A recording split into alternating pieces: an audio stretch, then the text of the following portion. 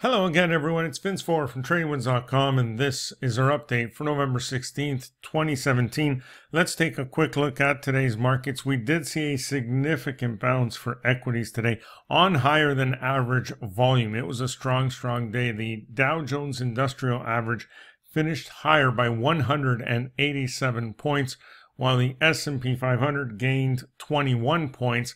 The NASDAQ was up a whopping 87 points, and even the Russell, full of small caps, bounced 22 points.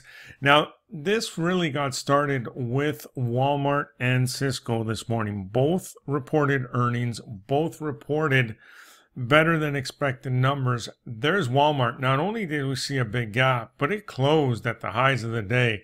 I mean, just a huge move, up almost 11%. And if we look at this going forward, we not only have a nice trend in place, but we have nice strong momentum. Look at that slope on that 20-period moving average. If we look at the weekly, it looks great. And looking at the monthly, there we are, sitting at fresh new all-time highs. So no resistance up ahead. That looks great for a continuation of this move higher. Looking at CSCO today, a huge gap. I mean, it pulled back off its highs, intraday highs, but still closing higher by over 5%. Still looks good on the weekly, and the monthly looks fantastic. After consolidating down here in this range for many years, now we can look at this and say that it has cleared all these highs. And so I really think this one has a clear road higher. This is going to be a nice comeback story in CSCO. Keep it on your watch list, and any future pullbacks would be an opportunity to go long CSCO. Now, trading never has to be that difficult, and there are two methods that you can use to really make it easy on yourself and to consistently be profitable in this market. All you really need to look at are breakouts and support and resistance, and you can combine the two. So usually when a stock moves, it doesn't go in a straight line. You know, it moves up, pulls back a little, moves up, pulls back a little, etc. And it does the same to the downside, right?